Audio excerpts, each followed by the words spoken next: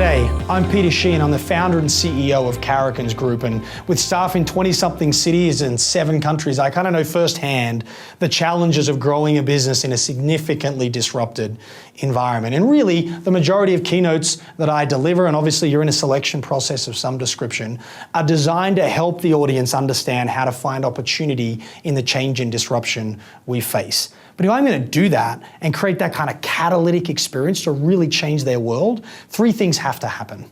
Number 1, I need to do my research. This is the research brief for the speech you're about to watch. This is 300 plus pages of industry data, of benchmarking to really understand their world, because how can I possibly help the audience find opportunity in change and disruption if I don't understand the change and disruption? 2, I have to select the right case studies and the right examples to move that audience to change the way they think, that are talking to the very points that their industry or the client, in this case, want them to understand. So being really intentional and customized in the content and the message. But 3, and just as important as content, by the way, is the emotional journey. Because if it was really just about content, you'd buy a book for $30 instead of investing in a keynote speaker. So this audience is a financial services audience. They're the highest performing agents in their distribution channel, and they are getting massively disrupted. The Department of Labor, the omni-channel world, and the role of technology and service delivery, transparency of fees, like big changes. And my objective, the clients specifically ask, the specific ask of me is to 1, have them see and find and believe there's opportunity in the change. And number 2, get them willing to commit to making the change. So that's the context of this presentation, and you should be thinking about that as it relates to your audience as well. But number 2, I'm going to stop at a couple of points along the way and help you understand why I chose a particular case study, or what I'm trying to achieve, or why is the balance of the keynote so much of that content and not so much of that content, so you can understand the process. And again, the process would look different to your audience. This is for the financial services industry and this specific populace, but you'll get an understanding of how we would partner together if we were going to work on your event. So sit back, relax, enjoy the experience, and I'll see you on the other side. We want to help this group of unbelievably successful people find opportunities for even greater success in spite of the change and disruption that we face. So I spent most of the time preparing for today, trying to get my head around what kind of change are you actually facing, what kind of disruption is ultimately out there. And I begun at the macroeconomic level, and obviously we've got all sorts of volatility in the environment and a low interest rate environment, which really doesn't help on some parts and some sides of the business. So that was a pretty obvious kind of exploration. I then moved from there to demographics. You know the story about demographics as it relates to the workforce. The agent population has a very mature average age when relative to the country, and the biggest challenge we've got is only about 2% of millennials are even thinking about a career in insurance, so we have some real challenges around the workforce issues there. But on the flip side of that, and I think Peter did a pretty good job pointing this out, is that we have less than 5% penetration with long-term care. Life insurance has been actually flat for about 30, 35 years in this country. So the aging population represents a huge market opportunity if we're willing to diversify into that space. So that kind of wrapped up the demographic piece. And I thought, well, let's take a look at legislation. Lost 7 days of my life trying to understand the Department of Labor, after which I thought I might stab myself with a pencil. Got through that experience and thought, well, there's a little bit of change and disruption going on there. I thought, well, let's take a look at the industry.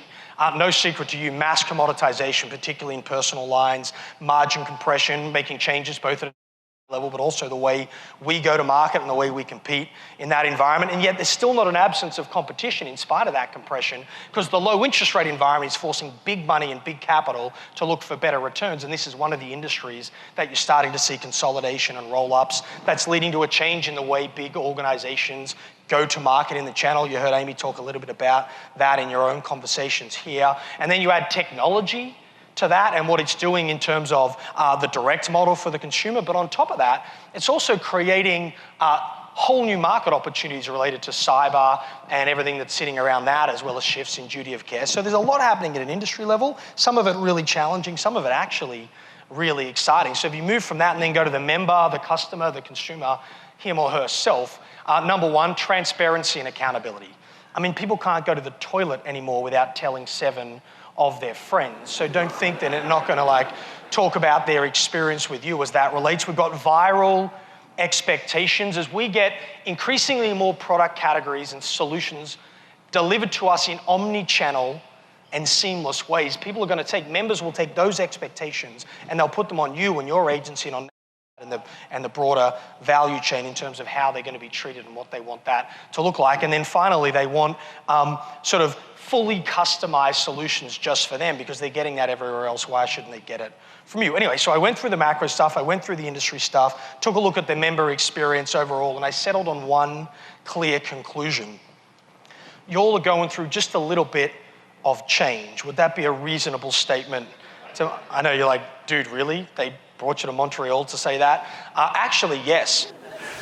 So we're less than 5 minutes into this presentation, and I've basically just unpacked for them the macro, the industry, and the consumer and member level change they face. Now remember, my brief for this presentation is not to help them understand how their world is changing. Trust me, they feel the pain.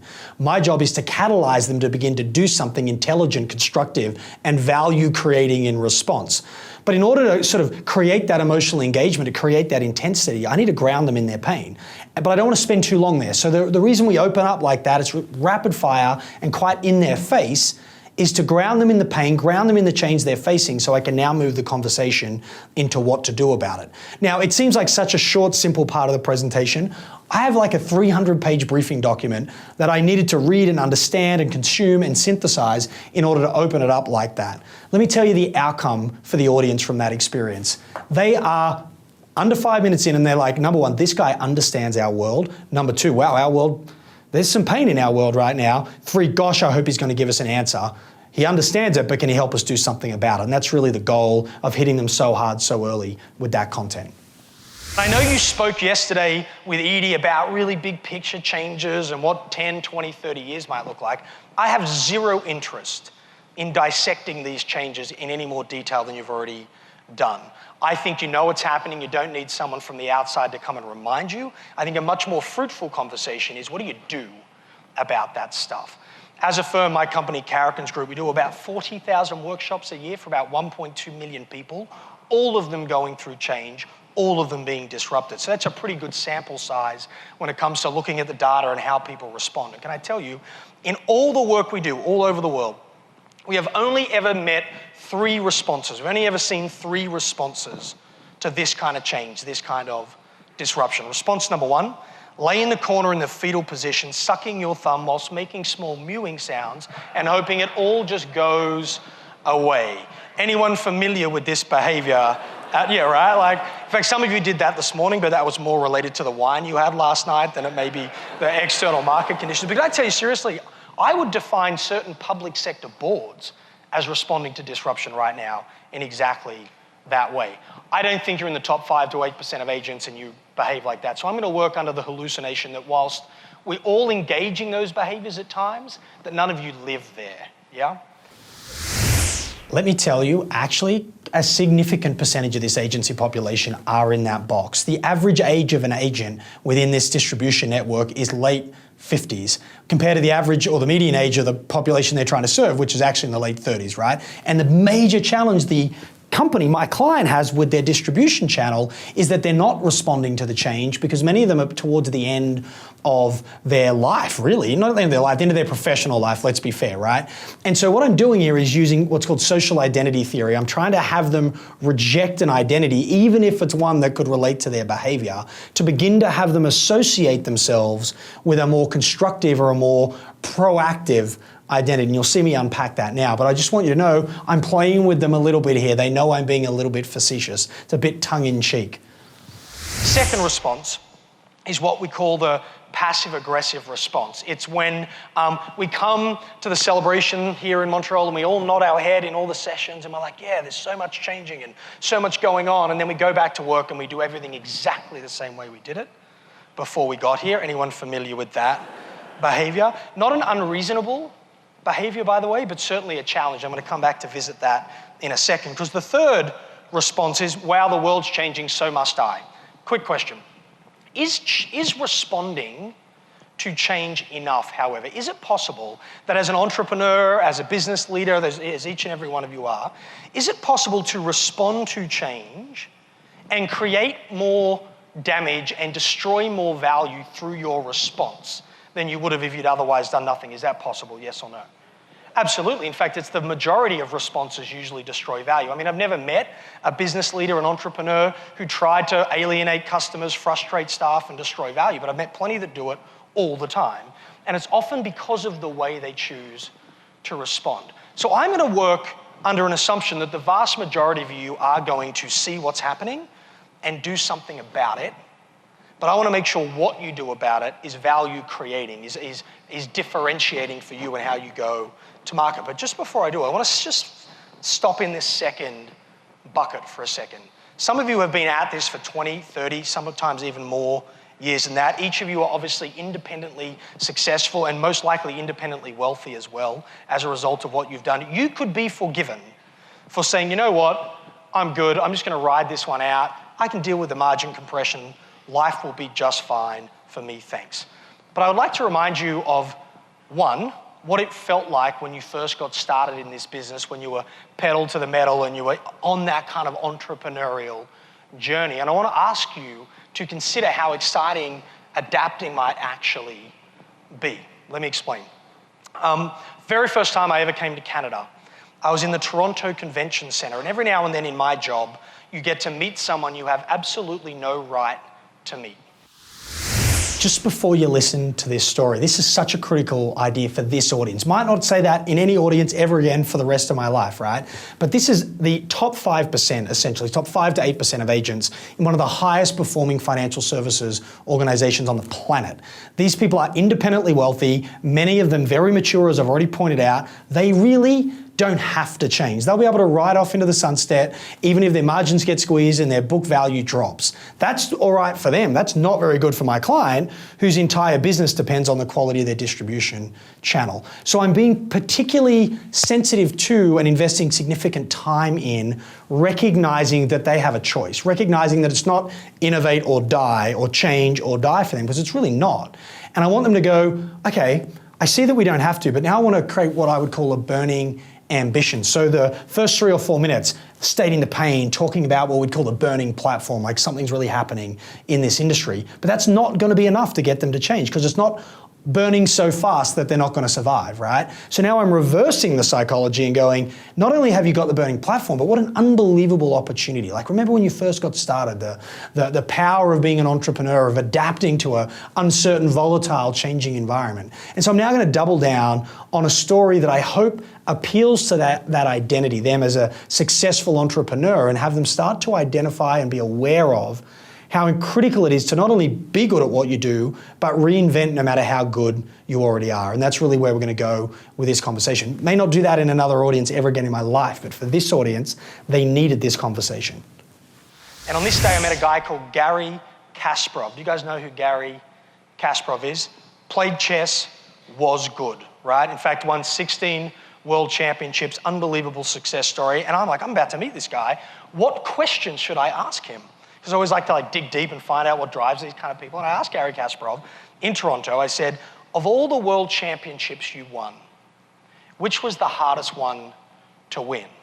I actually said something else, by the way. I said, I know everyone thinks you're famous for winning 16 world championships. I don't think that's your greatest achievement. I think your greatest achievement was challenging Vladimir Putin in the Russians' elections and not dying. I mean, that's an impressive kind of feat, right? He didn't think that was very funny, by the way. But I then went on to my actual question, which was of the 16 you won, which was the most difficult to win? And I thought he would say the first or the last. And he said, no, actually the third was the hardest one to win. And I was like, that's a strange question. I said, why the third? He said, here's what happened. He said, I came out of nowhere. I was like young, I played aggressive, I was like 22 years old, I was 12 games to 10. No one knew what hit them. And I sort of wanted to joke, you know what, you play chess aggressive? What does that mean? Like you moved your pawns really quickly? I'm not quite sure what that. But after the first joke didn't go very well, I thought I'd keep that one to myself. He's really big, by the way, like really big.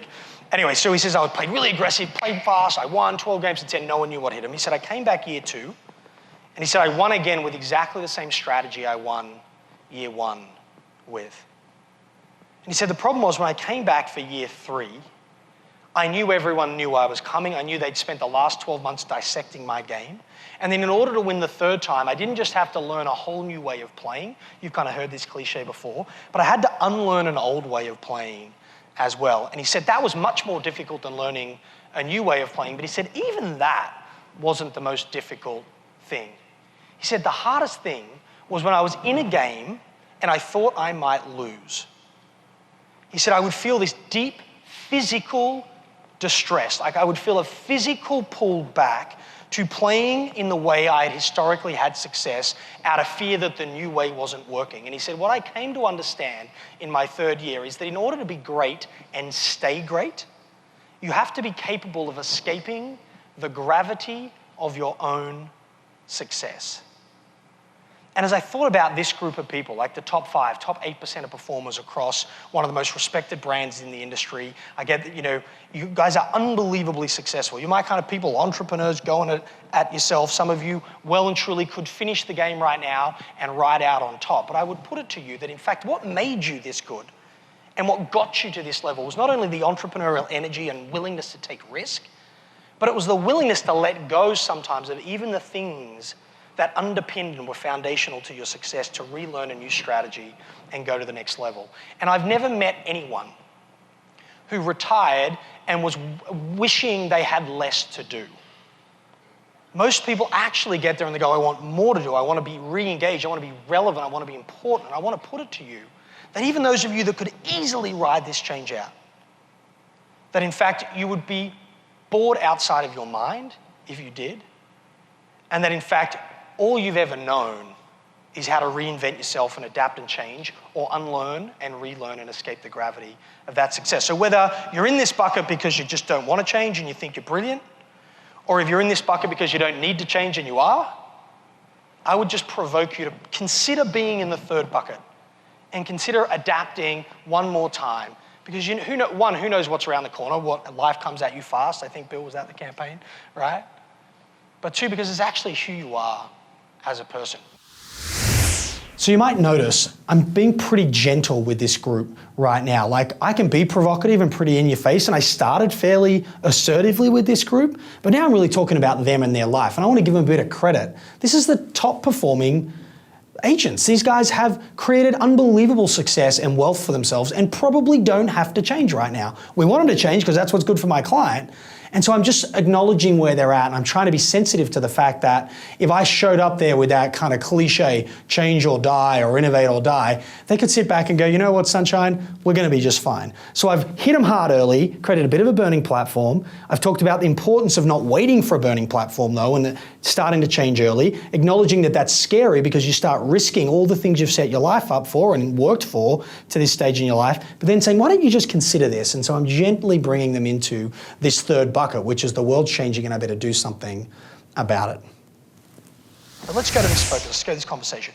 Let's make sure we're in the 30% of responders that creates value in response to the change. We did a project for a client probably about 7 or 8 years ago, maybe even 9 years ago now, called News Corporation. You guys know News Corp, right? They owned it. At the time, they just bought Dow Jones, the Wall Street Journal. They owned 21st Century Fox, Fox News, etc. And Murdoch was struggling with massive change. The problem was they used to make their money controlling the distribution of video, print, audio content, and they'd monetize the points at which they had control. Then the internet came along and let people download what they like, whenever they like, on whatever device they like. And their business model was under massive threat. Anyway, we got hired, and they asked us, it was such an interesting project, they asked us to go back in time and study organizations who had been disrupted in similar ways, but had actually found more opportunity on the other side as a result of the change. But specifically, they asked us to look at what was the difference between the decisions made by those that created value and the decisions made by those that didn't. And we went back, we didn't just study companies, we studied societies, we studied not-for-profits, we studied anything we could get our hands on. One of them was, we studied the city of London in 1901. In 1901, turns out the mayor of London, a guy called Joe Dimsdale, put together in a room, not dissimilar to this, the smartest people that he could find on the planet. They were trying to build a strategic plan for 1925. Quick question, who'd like a 25-year planning horizon. Would that be right? Yeah. Anyway, 25-year planning horizon. The disruption he was facing was population growth. It was exploding in London. So he's like, my city's exploding at the seams. People just keep moving en masse to the city. Birth rates are high. How am I going to get this city ready for 1925? And after 3 days, they settled on 3 key issues that they thought the city would need to be ready for to be successful in response to the disruptive force of population growth. Quick question. What priorities, what 3 things do you think made their list? Like if you were the mayor, you ran London, it was 1901, what do you think would have been on your mind? By the way, this is the bit where you get to be allowed. Did you say insurance? Transportation. In fact, transportation was number 1. They estimated that based on population growth, they would need 1 million new horses to get people around. Seriously, that was in their plan. Now, if you have 1 million new horses getting around, you've got a whole lot of other problems that you now have to deal with. Hygiene was number 2. How do you keep the streets clean and disease-free? Third issue you probably wouldn't guess was property prices. How do you house that many animals close enough to the city that people have access to them, but not so close? They take up all the available land, supply and demand gets out of whack, no one can afford to live in London anymore. Quick question. How relevant was their strategic response to change come, say, 1905? So, tiny bit of interaction here, right? Not just like me getting that gentleman or a couple of people to yell out, but now I'm forcing them to put themselves in these former scenarios of change and disruption. I'm going all the way back to 1901 because it's non-threatening. But I'm slowly going to bring this conversation forward so they can begin to acknowledge one thing, that most people who went through massive change and disruption deluded themselves about how significant that impact was going to be on their business. Because whilst I just was quite gentle with them and acknowledging maybe they don't have to change, the truth is the impact of the omni-channel world, the impact of the fiduciary standard, the demand for fee and commission transparency in their industry is coming very, very quickly. And I would actually put to you that the change is going to be more severe than they're probably willing to admit. And so what I'm now trying to do is take them on a gentle and then slowly more confronting journey to say, maybe I don't know everything, meaning them. Maybe my answer to what's happening and my belief that I don't really need to do anything about it could in fact be flawed logic, as you'll discover, a very bad assumption. And so I start all the way back in 1901. It's a fun and interesting story. I can get some interaction happening, force them to get involved, but it's also non-threatening. It gets more confronting and threatening as we move forward. We studied here in North America, we studied the telecommunications industry. We looked at AT&T. I don't know if you know this, but in 1990, AT&T hired McKinsey, because nobody gets fired for hiring McKinsey, and paid them an inordinate amount of money to do a market feasibility study on the opportunity cell phones represented. That was pretty big disruption. Would that be a fair statement? And so they studied it. McKinsey, millions of dollars went into this report. McKinsey published a thing. Here was the question. If AT&T was to sell 100% of phones in 100% of the world's markets for the next decade, how many cell phones might they sell? What was the total market opportunity? And McKinsey come back with their report in 1990, and it is 900,000 cell phones. This room probably used 900,000 cell phones in that period. In fact, do you want to know how many shipped in the 10 years that followed? 900 million shipped. Park that. I could give you 100 of these examples, but let me just wrap up here. We were asked to present the findings. Now remember, here was our brief. Tell us the difference between good decisions and bad decisions during times of change, ones that make money and ones that don't make money. And we're asked to present this at the Global Subscription Television and Radio Industry Conference. So people like Murdoch and all of his counterparts, 350 CEOs running media companies around the world. I'm the second speaker. The first speaker is a Texan man. He was the CEO at the time of the largest satellite TV company on Earth. He gets up, this is in mid-2008, he says to 349 of his peers who are all in the business of controlling access to content, he says, quote, I cannot see a time in the next decade when broadband speeds will be fast enough to threaten the distribution of video content. Unquote. And I'm about to do a speech about how executives do stupid things in the face of change, so I basically just get up and I'm like, dude, seriously? I actually didn't say that. I got up and said, that's a really interesting perspective, which turned out to be a very smart thing to say because he then became the COO of News Corp, and that would have been a very uncomfortable conversation for us to have. Let's say our renewal meeting wouldn't have gone quite as well, right? But I did get up. While he was giving his speech, I emailed one of our clients that owns a website called YouTube. You might have heard of it before. And I asked my client, I said, tell me, how many downloads have taken place in the last month on YouTube? 2 billion was the answer. Now, just cats doing stupid things, but there's still 2 billion of them, right? That's enough, yeah? And so while, just don't get caught in the story, get caught in the learning, all right? While a business leader in a position just like yours, running his own organization, in this case a little larger than ours, but it's no different, is saying he doesn't see this externality as a threat, video-based distribution on the internet.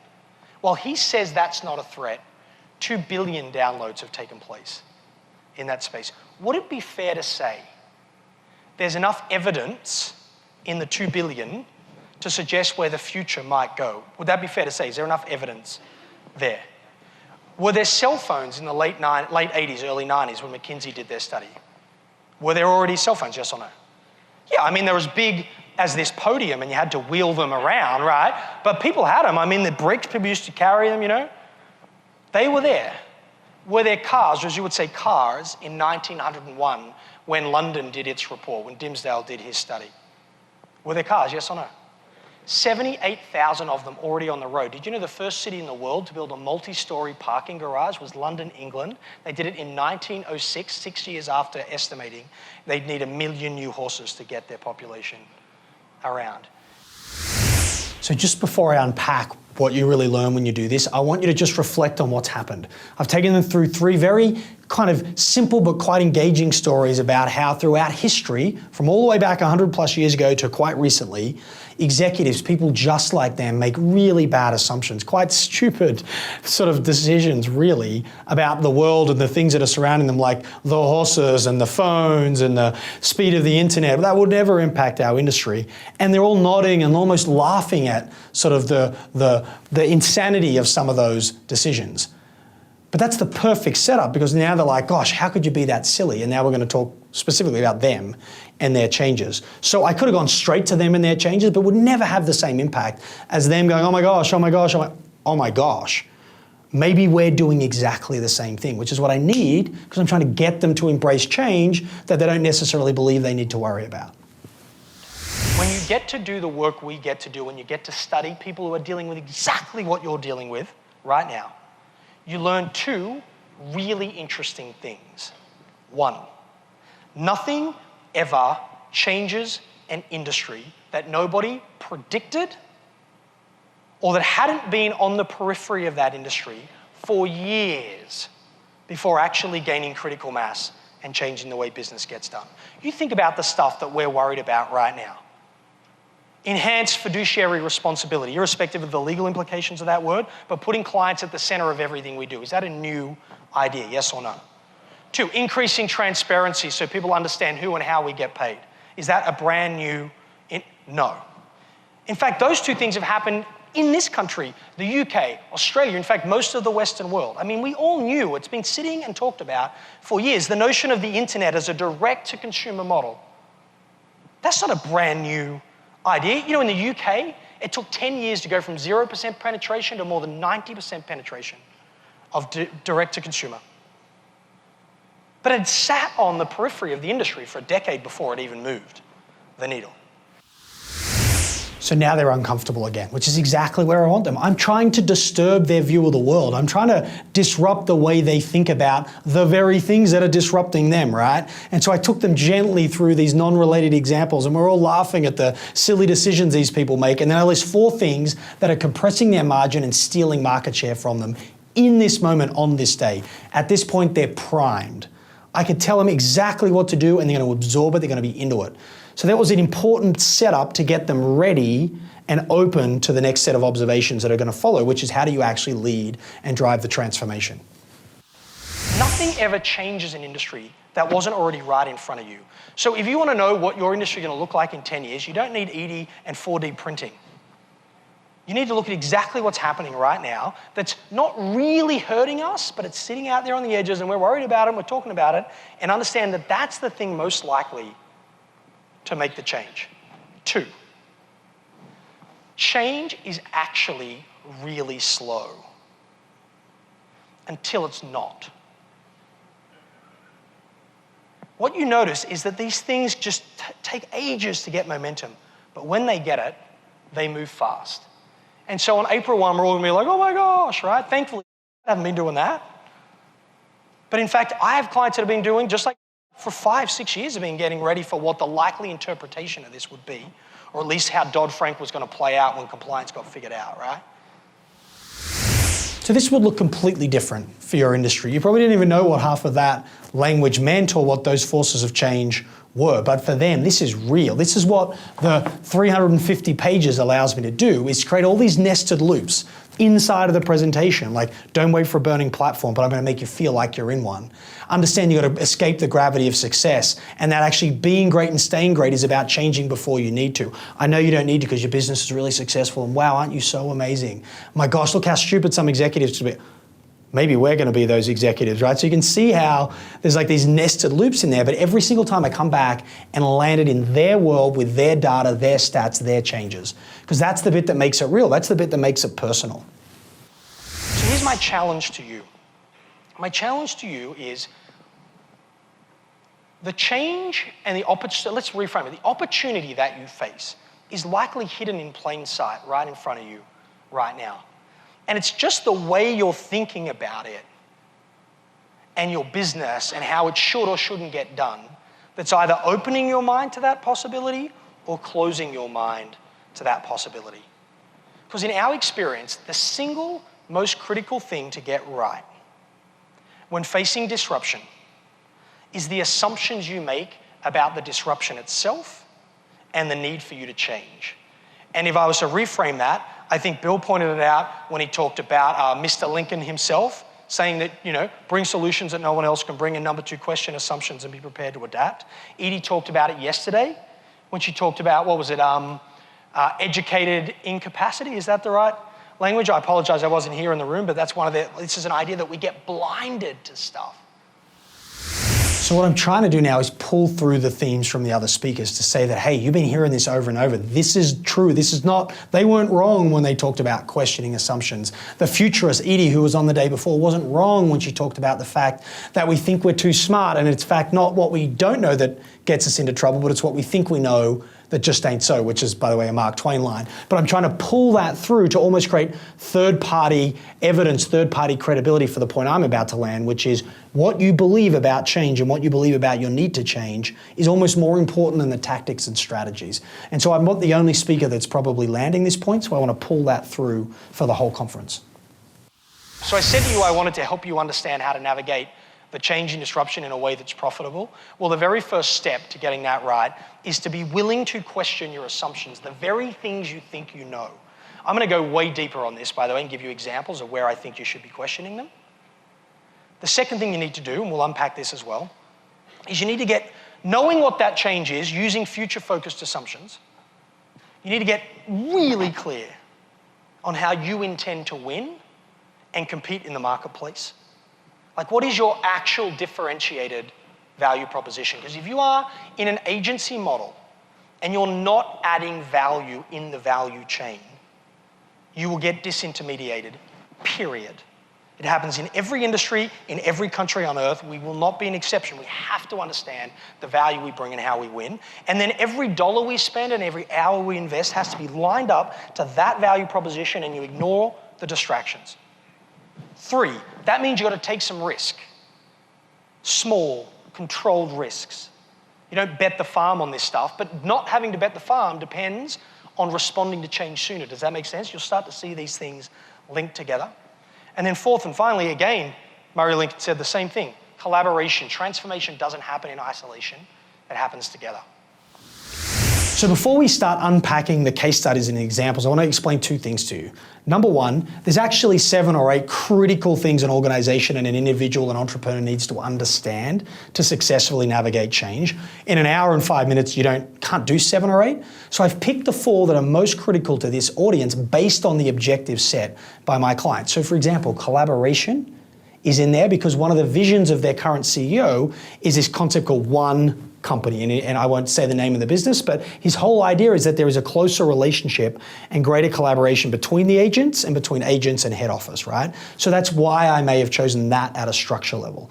However, where the real magic happens, and the reason we do all this research, is because I want to choose case studies and examples to illustrate assumptions, for instance, that are actually assumptions that they're at risk of making. So I'm going to unpack a case study and then I'm going to land it in where I think they are at risk of making the same mistake.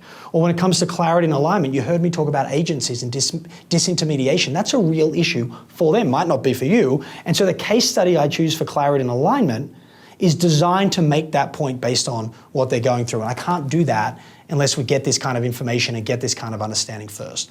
So deliberately, intentionally chosen structure based on the objective of the client, and then deliberately chosen case studies based on what we've learned about the likely risks that exist inside their industry as it relates to their response to change. We have to question the things we think we know. A better conversation is how. What is the thing we need to understand as business leaders to make sure we don't get anchored into educated incapacity? Educated incapacity is not my concept, it's not my term. That was Edie, who was the keynote on day 1. So this is the closing keynote, that was the opening keynote. I've not met her, don't know her work, but it became a big theme when I got there. I interviewed some of the audience, found out what they remembered. So I've now inserted that concept and gave it reference a little while ago, so I'm not claiming her intellectual property, into my speech so the audience feels like this whole conference is a seamless experience. Number 1 is focus on the outcome of what you sell rather than the inputs you use to sell it. I'll explain. We have a client who's a defense contractor. They hire spies, basically. So they literally hire spies, send them into war zones, gather intelligence, infiltrate local networks, feed that information back to Langley, and they get a cost-plus model. So if it costs them 100 grand to send that person off for a year, they'll charge 107 grand, that's the margin, and everyone kind of goes on, and the scale is perfectly linear in their business model. Anyway, their CEO went to a TED conference. You guys know the TED conferences, little 20-minute videos that everyone watches. Anyway, she went to the actual conference in Monterey and was so inspired, came back and went, we need a TED conference here in the company.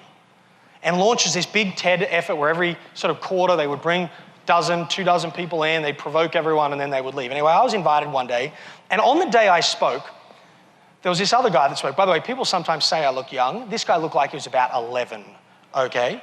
And let me give you a sense. There's 60 people in the room, including the board of the company, of which 2 members of the board were former members of the Joint Chiefs. I mean, this is a serious, experienced, seasoned military crowd.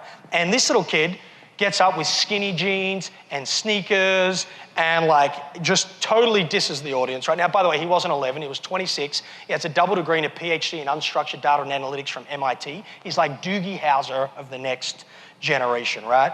And he gets up, he has 20 minutes, and he says to 65 of the most powerful military professionals on earth, quote, this is like mid-2009, quote, I believe social media will have far-reaching geopolitical and national security impacts within the next decade, unquote.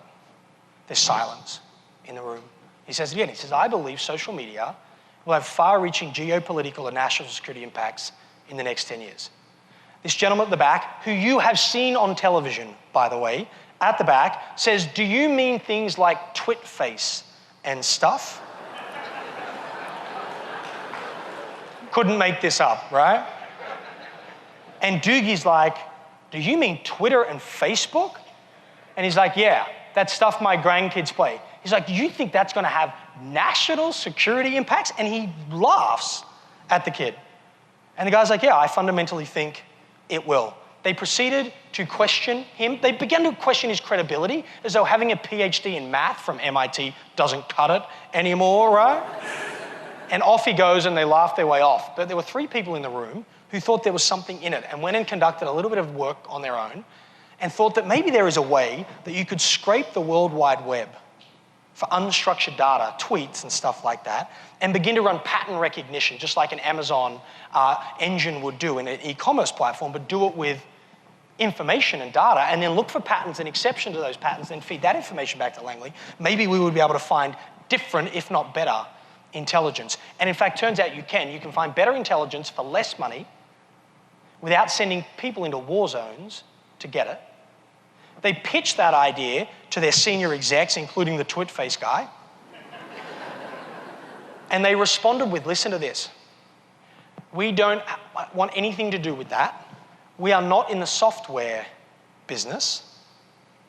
We're in the spy business. And in that moment, they wedded themselves to a set of assumptions that completely blinded them of the market opportunity, because neither are they in the software or the spy business. They're in the intelligence business. And if you be honest with yourself and reflect, when a new model emerges to solve the end consumer, the member problem, that's more effective, easy to interact with, easy to engage with, when a new model emerges, it wins 6 days a week and twice on a Sunday, even if sometimes it takes a little while to catch up. Just ask Uber and the taxi companies right now. So that might seem like a very innocuous line to you. That was extremely provocative, what I just said. Their struggle right now is direct-to-consumer models, and their struggle right now is non-traditional competitors coming into their industry. And what they're trying to do is use legislation to protect themselves from competition, and they're trying to deny the advancement of technology as a means of distributing financial services products. And in essence, falling prey to exactly the same challenge that the defense contractor fell. So that case study is so intentional for them. And now I'm about to go deliberately into the very legislation that they're facing. So this next case study, I probably will never tell in any audience other than a financial services audience, but I would never tell it first. Like putting this there has them begin to go, wow, maybe we're defining ourselves by our inputs, not our outputs. We need to be outcome focused. Is this really about us? Or is this about the member, the investor? And the truth is, as an industry collectively, they're protecting themselves at the expense of the investor, the customer, the consumer, the member. And I wanted to make that pretty clear that that's what's happening. And now I'm going to move into the very legislation that's driving that process for this industry. Now, interestingly, go back to my first observations. Anyone know how old Uber is as a company?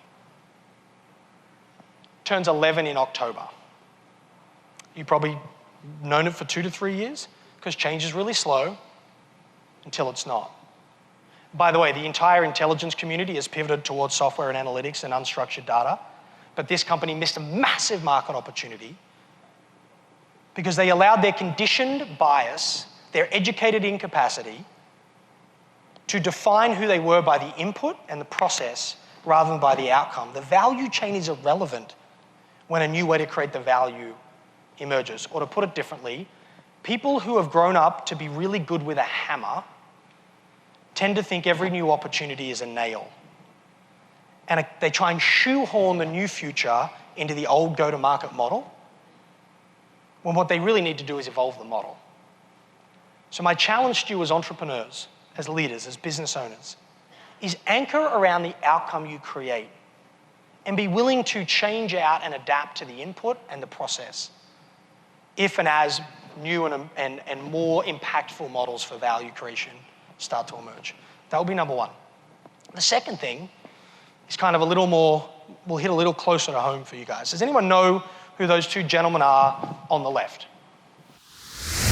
This will be the most boring part of the presentation for you as a third party, but those two gentlemen in the slide, forget Michael Porter, who's an academic on the right, are the congressman and senator, I think, I'm not sure actually where they sit in the House, who are driving the legislation that is pulling the rug out from under this group. So when I put that up there, I can assure you they're paying more attention now than probably at any other point, even if the case is probably less relevant to you. But this is like their world. That's Messrs. Dodd and Frank, right? Obviously, they've been on your dartboard for a little while. I understand this, right? Anyone know who the guy is on the right? It's a guy called Michael Porter. Michael Porter is the single most cited business academic in history. He's believed to be one of the top 5 management gurus like ever, right? And he got famous with a thing called the Porter hypothesis. He did a study in the early I think the study started in the 70s, but he really drove it deep in the 80s. He studied the industrial manufacturing firms following the EPA legislation that fundamentally changed the way they engaged in process and the restrictions around pollution and runoff. I mean, I would put to you that what Dodd-Frank represents to you is nowhere near as disruptive as what the EPA legislation represented to these groups. I mean, this is massive transformation. Trust me, environmental legislation is not my sweet spot. It's also not something that I think is particularly interesting. However, it's the same sort of scale of government intervention in an industry is happening in financial services right now. So these kind of examples are extremely related to this audience. May not be relevant for yours, but really relevant for these people, which is why we do the research to pick the right examples. And he studied the firms who were the quote-unquote most compliant, meaning they were most aggressive in their response and most willing to invest in going above and beyond what the requirement was as it related to reducing waste and protecting the environment. And he studied their market performance compared to their peers, and here's what he found: that the more aggressive the response was to the regulation and the legislation, the more profitable the firm was in the decade that followed. Because by virtue of leaning into the disruption, leaning into the change, leaning into the requirements, they found opportunities in their business for efficiency and innovation, and in fact, revenue that they didn't realize they would find. So for instance, some of them make more margin selling the waste of their core product than the margin they make selling the core product itself. Isn't that mind-blowing, right? And I would like to provoke, this is a bit, by the way, where I make sure I never get invited back, okay? So I would like to provoke you to look at the DOL and everything related to Dodd-Frank in a really similar capacity, because, and I want to say that for 3 reasons. Reason number 1 is, if you get to the core of what the requirement is, it says, number 1, do your research before you make a recommendation. And number 2, make sure that recommendation is really good for the member. We shouldn't actually need to legislate for that, by the way. And I think it was Peter or Bill that pointed out on stage this morning, if you're in this room, it was Peter talked about, if you're in this room, you're already brilliant at this stuff, right? Like, you are likely already compliant, for the record. That's number 1. The second reason is, this has happened before in other parts of the world, okay? Including where I'm from.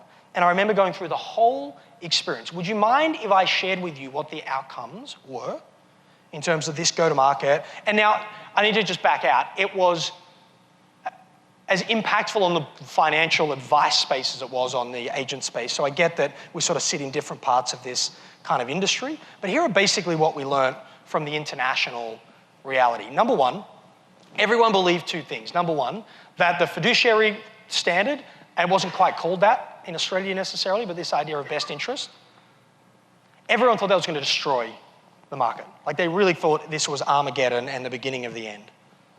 And 2, they believed the simultaneous emergence of technology would commoditize everything that they did. Neither turned out to be true, by the way. There were 4 or 5 things that happened.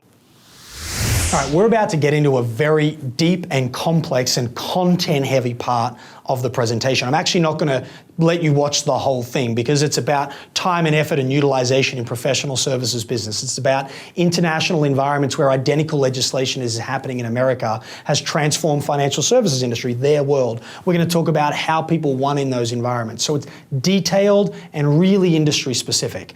Now, you would probably find that pretty taxing and quite boring. This is the bit they're almost the most engaged in from the whole presentation, because I'm taking this abstract worldview and I'm driving it deep into their business. We're literally going to talk about their operating model and how they go to market. What I am going to do is, before I skip to the next case study supporting this assumptions idea though, I just want to show you, 20 seconds of me amongst the crowd and having the conversation. Because if you're going to go deep into content like this, then being amongst them so they feel like you're kind of part of them and part of their industry and part of their world, number one. And number two, just the stimulation of me moving around amongst them is important to keep this as an engaging piece. So I'll show you a little bit of that footage, but then we're going to skip to another case study, which is going to be very light and airy and not as content and substantive as most of my stuff, but that's really intentional because even though you haven't had to watch it, there's probably 8 minutes of deep industry knowledge and deep industry information that they're going to have sat through before I bring them out energetically out the other end. In the UK, the number of agents dropped. In Australia, they didn't at all, actually. So in some countries, there was some consolidation and cutoff, but in fact, not necessarily across the board.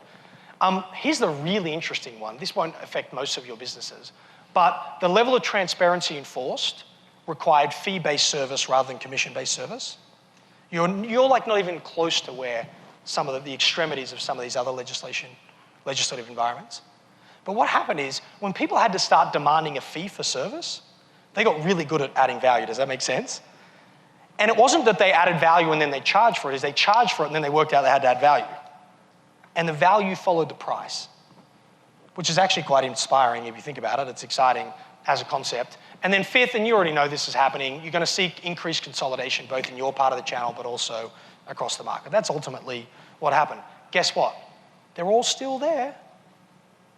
They look very different than they looked then, and they act differently, and they have new processes, but some of them are making extraordinary amounts of money in the new reality. Ultimately because of what we call the self-fulfilling prophecy. Okay, really quickly, this example is going to feel quite light and fluffy. This is for two reasons. Number one, I just took them through some of the most dense material they're going to have for the whole conference, let alone a keynote, and I want to bring the energy back up, right? Number two is I'm talking about the self-fulfilling prophecy. It's quite a nuanced and abstract idea, and so I almost want to back them in without them even noticing to the realization that their beliefs are being manifested in their reality as well. And so it's light to bring the energy up, and it's light to gently make a very sort of direct observation about them in their lives that almost feels disguised in a way. The University of Buffalo did a fascinating study. It wasn't of business, it was of marriages, actually. Who in the room is married, has a long-term partner, someone they've been with for more than 3 months? Okay. Hey, I lived in LA at one point in my life. This is a big deal. Now, the University of Buffalo have been studying you for 25 years, trying to see if there's one thing that if you've got this one thing, you've got an unbelievable relationship, that one thing mattered more than everything else. What do you think it turned out to be, by the way? Now, I know you personally really want to know the answer to this question. So do they, by the way. Look, 95% of the room are married. Everyone's had a long-term relationship. So I've chosen a topic that everyone's going to be attached to. And now I'm forcing them to yell out and get involved. The interaction, not just the story, is part of how we bring the energy back up. Honesty, trust, respect, communication. Compromise, yeah, you're married, whoever said that, yeah. Separate seats, did you say? Yeah. Separate seats, separate beds, maybe, I don't know. What about loving them? None of you thought of that. Overrated. Liking them turns out to be overrated as well, actually. Turned out that none of the single characteristics was consistent across the entire, they did this for 25 years, by the way, but the relationship between the characteristics was the causal factor. Here is what they found. If in your partnership, in your marriage, you rated your spouse higher on trust, respect, compromise, love, all the things that you said matter, if you rated them anonymously higher than he or she rated themselves, and vice versa, you had an unbelievably high quality marriage relationship. Let me put it to you differently. The quality of your marriage is directly proportionate to how deluded you are about how good they are. They call that in sociology a self-fulfilling prophecy. In medicine, by the way, we see exactly the same thing. We call it a placebo effect. Did you know the single most repeated, proven concept in all of scientific history is the placebo effect. Nothing has been proven more often and more consistently than the fact that the mind has an ability to control physiology. If you can control physiology, do you think having the appropriate mindset about change and an orientation of positivity towards it could manifest itself in a set of behaviors that creates a good outcome merely because you were looking for a good outcome? Or to put it in the simplest terms possible, change is neither good nor bad. It is whatever you decide it will be.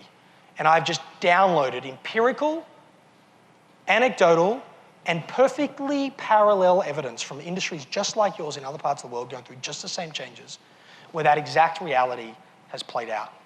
So I would challenge you after today, 1, to get rid of this negative narrative around it, 2, see it for what it really is in the essence of it, and use it as a catalyst to drive efficiency, automation, and increase the value you're able to create in the marketplace. Because if you do those 3 things, guess what? You'll behave in ways that generate those outcomes, creating confirmation bias that it was the right thing in the first place, and then you begin this upward spiral of innovation and margin creation, by the way, as well. Third and final idea on assumptions, because I want to move on and do the other 3 before we get done. But the third and final idea is, in order to do this, sometimes you just got to get out of your own way. Does anyone know who that is?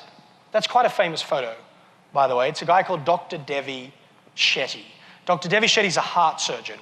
Does anyone want to take a wild guess how, by the way, there's 2 million heart surgeries conducted in America in any given year, 1.3 million angioplasties, another 650, 700,000 grafts. By the way, 93% of Americans don't change their behavior post-surgery, even though the likely impact of that is death, for the record. And every time we conduct one of those surgeries, the Medicare rebate is $50,000 minimum. The average cost of the total surgery with on-cost and ICU and everything is actually closer to $250 in some parts of America. But let's just use our $50,000 number. Dr. Devi Shetty is famous because he can do that surgery for you for $2,000. Sounds like competitive advantage, wouldn't you agree? Yeah, but when was the last time you went coupon hunting for heart surgery, right? Like, you don't show up with a discount code usually and go, hey, I shopped you around. Like, it's just not how we don't care about price, we care about quality because the stakes are so high. Well, it turns out the average American hospital loses 1.9% of patients after 30 days of these kind of surgeries due to complications, infections, etc. This guy, who operates in Bangalore, India, and I cite that not because there's anything wrong with Bangalore. I love India, it's an amazing place, but it's not where my mind immediately goes for a hygienic healthcare experience. Does that make sense, right? And yet he has lower infection rates and improved survival rates within 30 days, 1.3% at Shetty's hospital in Bangalore. 1.9 in America, 1.3. So his quality of outcome is higher. Hang on, this is healthcare. We need to make money from healthcare. The average American hospital, prior to the Affordable Care Act, made 6.9% return on hospital capital. Now they make about 0, by the way. But let's go with a 6.9. Dr. Devi Shetty makes 7.7% return on hospital capital. The Cleveland Clinic does 1,350 of these a year. He does 3,500. Him and his team do 3,500. So he does 3 times as many almost as the clinic. For 1/25 of the cost, gets a better outcome, and he makes more money. Do you think there's something interesting going on here that we should explore, right? His answer is simply the Ford production line. He says, quote, it's not rocket science we're talking about, it's just hearts. He says, we roll them in, we draw the line, we cut them open, we put the stent in, we don't leave a sponge, we stitch them up and we send them off. Next. It's a production line. Now you think about how uncomfortable that makes you feel.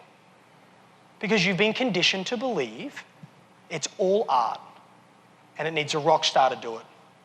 And he's like, no, it needs a beautiful, replicable process to do it. I remember a journalist interviewing Devi Shetty, and she's like, why don't all surgeons do this? Why doesn't every OR run like this? And he said, they do. Every OR has a division of labor and a production line. And she's like, yeah, but nothing like what you're doing. He's like, no, nothing like what we're doing. And she said, why? And she pestered him and pestered him and pestered him and pestered him. And finally said, all right, his joke, not mine. He says to the journalist, what's the difference between God and a heart surgeon? And the journalist's like, I don't know. Shetty says, God doesn't think she's a heart surgeon. Just sit with that with a second. You'll catch up. You'll get the rest, right? He said, by definition, to be a surgeon, you have to feel like you have some level, they call it the God complex in medicine, right? And he said, the problem is the level of ego that comes with it forces an individual to hold on to too much of the process and become attached, listen to this carefully, become attached to his or her role in that process. So much so that they create inefficiency. He went on to say, where there is ego, there is excess. Where there is unnecessary attachment, there's inefficiency. And in my experience, in professional service environments, like what you and I do for a living, there is a great deal of attachment to what we do and how we do it. It's not necessarily ego, by the way, but it's attachment. We like the lifestyle elements of how we do what we do. We've grown up. In fact, we were sold this thing. If you do 10, 20 years of hard work, you'll ride the annuity into the sunset. And then out of nowhere, boom, we get hit by this freight train of change. And we feel like we've got dealt a bad hand. 3 responses: lay in the corner and suck your thumb, be passive aggressive, or do something about it. Couple of things really quickly. Number one is, this concept of identity is a really important idea for this group. They've spent 20, 30 years of their life building their book value on the promise of one day all this will be yours, essentially. And now the legislation and the technological change is pulling the rug out from under them in a way. And so I'm trying to acknowledge that, but also give them a bit of tough love and go, you get to choose how you respond. So again, nesting that loop back, so you've got 3 choices of how you respond. But the second thing, and maybe more importantly, is we're about 45 minutes in to this presentation at this point. It's only a 60-minute keynote. And I have spent 45 minutes on psychology. I spent 45 minutes on beliefs. I spent 45 minutes on assumptions. You know why? Because that's the number one barrier an audience like this that's successful and established and independent faces when it comes to their response to change and disruption. They don't need 84 tactics. They don't need 72 steps. That stuff's easy to find. That's easy to get access to that insight. It's having a catalytic experience that changes the way they see the world, which is the primary role of a keynote, number one. And number two, that's my brief. My brief from my client is, can you change the way they think about the change? And can you change the way they think about responding proactively and doing something about it? And I know their biggest barrier is beliefs and assumptions and identity and attachment. Some of them are running around with this narrative that the world's dealt them a tough deal because of this legislation, under some delusion that a change of government will change their world. No, the whole earth has gone in this direction. And so I'm playing at that level and I'm giving it that much time because it's the most important value from the keynote and the most important insight for them in their world right now. And then I'm going to unpack quite quickly the last couple of observations related to the 4 steps, even though I'm still only really wrapping up now the first. Don't get attached to the lifestyle elements or to the parts of the process that you're in. Get some elevation, orient around the outcome, look for the positive opportunity, and then begin to make change in alignment with that. But it needs to be more precise. By the way, I included the data in the slide deck. I'll make sure you guys get the slides if you want to track any of that stuff. But this might be the most important thing I say all day. No matter what happens, you have to get really clear on how you intend to win. And I'll tell you why. What is happening right now in the insurance space, both in the personal and it's increasingly the compression and commoditization is creeping into commercial as well. And it's absolutely happening in financial advice with robo-advisors and ETFs and a whole bunch of stuff happening over in this space as well, right? The things that's happening in those 3 core markets, essentially, is 1, predictable, and 2, has happened many, many times before. It's just a maturity process. The problem is the industries are getting, the maturity is accelerating, which makes it hurt. And so if you study industries that have been through exactly the same experience, a very predictable set of events takes place. They start in a place called happy land. Happy land can be described as small firms doing reasonably well that are protected geographically and whose margins are predictable and good for a consistent period of time. That sounds like your business. Would that be a fair statement? Happy land, right? And then out of nowhere, some force of disruption, be it technology, be it legislation, be it changing consumer expectations, member expectations, all 3, by the way, are happening to you at one time, and it disrupts happy land. And 3 models ultimately emerge from the disruption. This has happened in hundreds of industries. You have a volume model that begins to emerge where people compete on price. Let me just do that neater. You have a volume model where price is the competition. You have a niche model where differentiation is it, or you have what's called a services model where breadth is the solution. Let me give examples. Dell, IBM, Apple. See, niche isn't small. Niche is just a really narrowly defined value proposition. And these are the three models that emerge. Either one, you push the volume, where you go, my margins are getting compressed, so I better sell a massive amount of product to amortize the cost of compliance, in your case, across a larger deal flow or a larger velocity of business, right? Or I find a way to add more value, niche, by being multiple standard deviations from average. And I maybe service a really specific group because it's the only way I can develop enough expertise to create multiple standard deviations of additional value. Or three, I move up and I go, you know what, the most valuable thing I own is the relationship I have with my clients. They trust me and they have for a very long time. What else could I sell them? Because even though my net margin on a core product might be going down, if I could sell them 3 products, maybe I could make that margin back up through the breadth and depth in some ways of that relationship. Here's the thing. Anything that sits on the left is about price, and anything that sits over here is about value. Now, I think it's fair to say we know where most of you are going to get to play. It's probably moving up and then slightly to the right, okay? Let me tell you what most firms do. They stay in the middle. They stay in the middle and they try and compete on price, but they can never outprice the big guys. You can't out-Amazon Amazon. You can't out-Walmart Walmart. They try and differentiate, but then when you say, what's your point of difference? They say, service. It's the relationship. And they give you abstract answers that have no value in the mind of the member at all. Because they're not really differentiated. They're not multiple standard deviations from average. Or when someone asks, they'll sell them a little bit extra, but only if they ask. Make sense? And what happens is the land of the happy land becomes the land of the boiling frog. Do you guys remember that metaphor from the 90s, right? Basically what happens is our margins get squeezed just a little bit every year. And then we get to President's Club or Champions thing and celebrate our success and everyone's sitting around the beer bar and I go, man, do you remember the good old days? That's when you know you're in the land of the boiling frog, is when those conversations start to emerge, right? You've not seen this behavior ever, right? And because what happens is we end up being nothing powerful to anybody. We're not discriminatory. We don't play with a really clear decision of how we win. And I promise you, the great companies know exactly how they're going to win. And then they put every single dollar they have and every single time unit they have to invest in amplifying that value proposition. And they're saying, you know what, we're not going to play over there. That's not our space. This is our space, but we know in order to win, we have to be this good. Or they broaden and go, you know what's relationship? 2,000 to 5,000 members on average in the room, right? That's the breadth. I mean, you guys have thousands of relationships that you could leverage.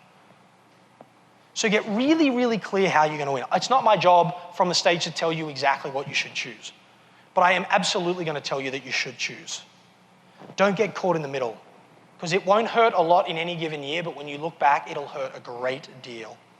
So after I've done a job for a client, this is the reason they say they book me, because it's real content. Like that model, there's not a person in that audience that doesn't see exactly how those competitive forces are happening, and there is not an industry in the world that maturation process isn't occurring in. So you can't help but be like confronted by the reality of that. 2, it talks directly to their challenge, like directly to the issues they're facing around competition and the choices they get to make. And number 3, I don't let them back down. I like put it on them. You need to make a call. You need to choose how you're going to win. Because if you don't, you're going to get stuck in the middle and your margins are going to get squeezed over time, and one day you're going to look back and you're going to be in a lot of pain. And I couldn't do that in the first 5 minutes, but I'm in like the last 10 right now, so I'm not backing down. I make the joke that I never get invited back after doing stuff like this, but it's actually the very reason I get invited back. And so if you're gonna have me come to your conference, it's gonna be provocative like that. It's gonna be in your face, but in a very substantive way. And I'm gonna build my way to that level of provocation. Because I can assure you the rapport in the room at this point is very high, which is why I'm pushing the envelope a little bit with this group. Third idea is you have to be willing to take risk. Man, I'm gonna have to move super quick.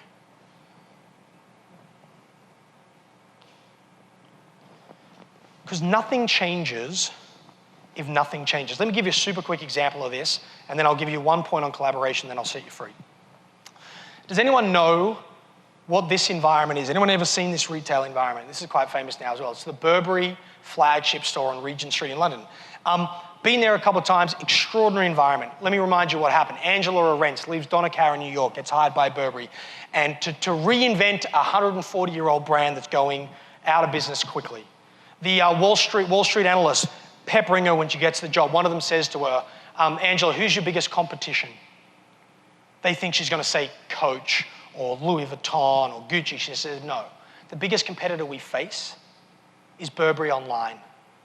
She says it's the fact that you can buy our product for 25% less online than you can buy it for from us, and I'm going to stick to a bricks and mortar strategy, which means doing business with me and coming into my store must be worth at least 25% of the underlying value of the product. Can you see the parallel, by the way, between what she was dealing with and what we're dealing with as intermediaries in the channel? Doing business with me has to have economic value above and beyond the underlying product. She says, my biggest competition is, can I build a store environment worth 25% of the value of what people are prepared to pay for the product? First version of the store had facial recognition cameras out the front on Regent Street. So as you walk down Regent Street, theoretically, they would match your face to your Facebook profile or your Burberry profile, and they would send you a message. Hey, Pete, just saw you walking down Regent Street. Come back, have we got a deal for you? Freaky and weird and thankfully illegal, so that never actually made it in to the store. Some of you are like, whoa.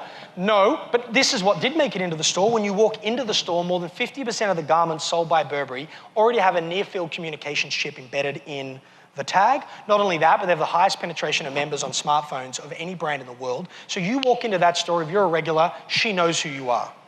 That sends that information up to the CRM, which sends down to the handheld device of the sales clerk everything you've ever bought from Burberry in your life. If you're in Sao Paulo the week before and you bought an umbrella, they're going to know about it. Turns out that's not particularly useful though, because they don't want to know what you've bought, they want to know what you're going to buy. So they take that information and then they also scrape your Twitter feed and your Pinterest feed. And based on everything you've bought in the past, everything you've pinned or tweeted, and what other people like you have done and bought from the current range, they send a set of recommendations to the people serving you of what products in this year's range that you're most likely to like. They go one step further. There's no point making recommendations they don't have in stock. They take the CRM recommendations and they cross-reference them to the ERP system. And they only recommend things that they have in store or could have at your front door within 24 hours. They go one step further. See that massive screen?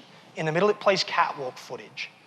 But they change the catwalk footage in the store in real time based on the cumulative buying history of everyone who's in there and the current weather in London. And they go one step further. You'll see those blue screens all around the top floor. There's 100 mirrors inside of this store that also double up as flat screen, high definition televisions. And they change and they come on and off and they interact. And if you take a garment off this hanger, it activates the screen closest and shows you the artisan making the garment. Because if you're going to spend $2,500 on a raincoat, you better have a really good story to justify that purchase, right? And then the next screen closest to it says, by the way, this scarf and this bag looks beautiful with that jacket. And they've created the most interesting blended commercial environment in the world. And here is the real critical thing, two things. Number one, when everyone else was running around trying to take the offline model and put it online, she says, no. That's the wrong assumption. That's taking the conditioned belief, being good with a hammer, and trying to force it into a new world. She says the reason we're losing to online is something is happening online that's not happening in stores right now. What we should be doing is taking online and bringing it into our blended bricks and mortar experience. I want you to think about that. It's about taking the very disruptive force itself and bringing it into the current thing. Now, FYI, 300,000 hours went into building that store. There is no way Burberry could ever afford to do that in every single store in a million years, and I've been there half a dozen times and it only works about a third of the time. And the reason I say that and give you the honest truth about it is because it's not about perfecting the future model. What Burberry were trying to do was lean into the disruption that they faced and learn what the future would look like. And the single biggest takeout they've had from that store is that customers don't like to be treated like they're in a group. They like to be treated as though they're a segment of one. And you're seeing this, by the way, in insurance right now in a big way, this kind of use of telematics and the ability for us to segment and create risks at the level of the individual. Well, people are going to want that in their experience as well. And what Burberry have gone on to do is build the most powerful CRM engine in luxury goods. And it was inspired by this risk they took by moving into the very thing that disrupted them the most. Okay, so on first glance, using an iconic apparel brand like Burberry in a financial services setting might seem like a crazy idea, but in fact, there are three really specific reasons for it. Number one, the case itself makes the point about taking intelligent risks, and it's one of the most critical steps in leading through transformation is compartmentalizing and taking smart risk. So it makes the point. But it makes two really important subliminal points as well. The average agent in the room has somewhere between 2,000 and 5,000 members, clients, customers, and they currently sell basically one product per each of those customers because they don't do anything to develop their relationships. And my client's goal is for them to sell 2 or 3 products per relationship and to develop CRM muscle and CRM capability to do it. So I'm subliminally pushing the corporate strategy at the same time. And number 2, financial services being overcome by technology and this concept of a blended delivery system, the concept of an omni-channel experience is critical as well. So I'm lending credibility to the role technology can play in relationship management. So I'm making the point about intelligent risks, I'm subliminally reinforcing the corporate strategy and the ask of the agency population, and I'm creating a third-party reference for the importance of technology use in managing those relationships. Way more thinking goes into that than, hey, Burberry's a sexy example. And the only things that Angela and the team there, Angela's actually now moved to Apple, but the only thing that the remaining team at Burberry will do is they'll take the bits from that experiment that worked and they'll scale them. Does that make sense? They didn't make a massive bet on every store in the entire world. They picked one environment and tested it. And I think we could do the same.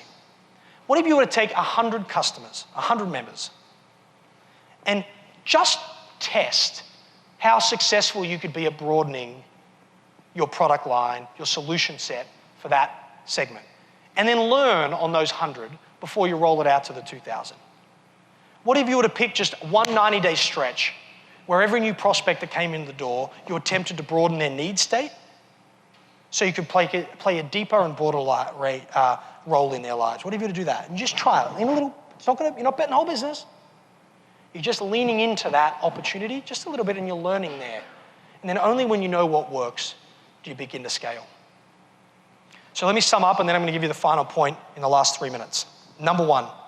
What you are facing is not new. Every industry is being disrupted in some way, shape, or form. When you study those who get disrupted and do well in the face of disruption, you learn that the fundamental difference between good decisions and bad decisions are the assumptions that we bring into the future world. You cannot take your conditioned views from the past and shoehorn them into the future. You have to orient around the outcome, not the input, and let go of your personal attachment and bias in that process. 2, you get really, really clear on what your value proposition will be and how you're going to win, and then you align behind that, spending every dollar, every unit of time that is discretionary on that point of difference.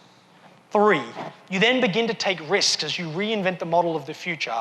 You lean into these periphery changes, these disruptions that sit around you, not because they're going to work, but because over time, the faster you move, the more you'll learn how to make them work. That risk-taking, that original entrepreneurial behavior that made all of you as successful as you are. And then the 4th and final thing you need to do, and it's no different to what was said in the earlier remarks, is that transformation will not happen in isolation, it will happen in collaboration. Let me wrap where I started. Now you might be asking the question, why did he just wrap and he's got an example to go? He hasn't even made the 4th and final point. two really specific reasons. One, sometimes my sessions can be a little bit like drinking out of a fire hose, so wrapping them together and tying a bow around it is critical. I don't do it last because it's intense. I want to take them out on a high. I want it to be a really provocative but interesting and engaging end. And I also know that the CEO's vision is to have one, insert company name here if you remember my remarks from earlier, right? And so I want to end on a high and I want to end on a topic that's really connected to the organization and its vision. So I wrap now so I can take them out in that direction. When we did that study for News Corporation, we studied lots of successful companies and lots of unsuccessful companies. The one company that gave us the most consternation of missing the biggest market opportunity that was right in front of them was Sony. I want you to think 15 years ago, I'll do this really quickly. 15 years ago when Sony was sort of sitting on what you could argue was a gold mine. I mean, they had every possible asset you could ever need to compete in the world. They owned the technology, right? I mean, they were synonymous with miniature sound. Like when the iPod hit, no one was better positioned to ride that trend than Sony. They not only had the technology, but they also had the distribution. They could get into any store anywhere in the world within 48 hours and could have blanketed the world with MP3 players and whatever they wanted. They had a third thing, which was brand. They were synonymous with the category. If you had bought a competitor to the Walkman, you still would have called it a Walkman. Do you remember? Like what Kleenex is to tissues, they were to digital music. To portable music. They owned two more assets. What were they?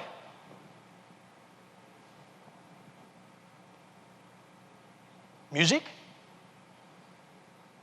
and they own video. I want you to imagine you own the technology.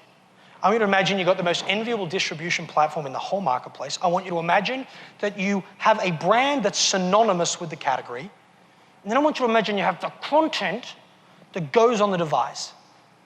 And now I want you to imagine you missed the biggest market opportunity in 50 years. I have lost sleep trying to understand how that happened. I think someone should go to jail for that, by the way. No, you steal a car, you go to jail, you destroy billions of dollars. Did you know their market value is down 55% since that day? Apple's up 7,090%. Clearly, I was really long in Sony stock and I haven't quite gotten over that experience yet and I'm carrying it with me into the new millennium. But really quickly, I've read every case study, I've read every book, I've even worked there to try and figure out can't get an answer. And then one day, I meet the former chairman of Sony Pictures. I'm in a green room waiting to go up on stage and I hear him speak. I'm like, that's him. I used to hear him on Wall Street briefings because I went back and listened to those as well to see if I could find a clue. And I'm like, this is my chance, this is my chance. Be polite, be polite, be polite. Dude, were you asleep at the wheel? Do you know how much money you cost me? Grandmas can't retire because of you. All over this guy. I mean, he was not impressed. He gets up, he storms out, he walks out on stage. There's 7,000 people in the room.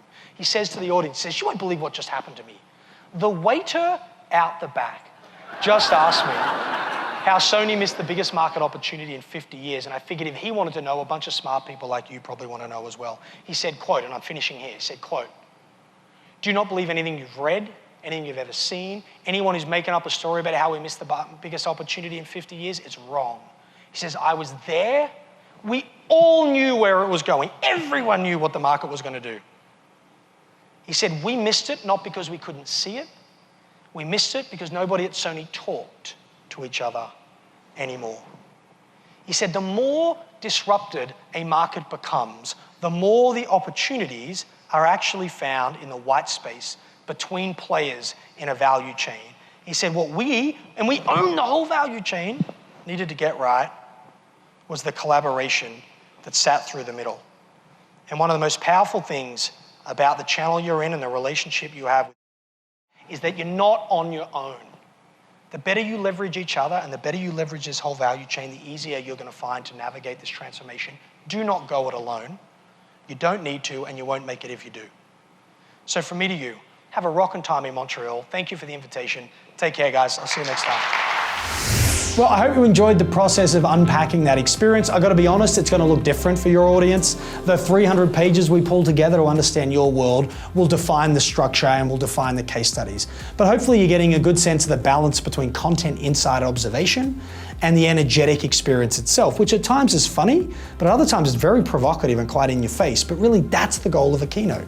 If you're going to invest the money to bring someone like me in, you want to change their world. You want to create a catalytic experience that shifts the way they respond and changes the way they act. And that's what an experience like that's designed to do. Be happy to partner with you for you and your event. Just reach out and let us know how we can help. Thanks for taking the time.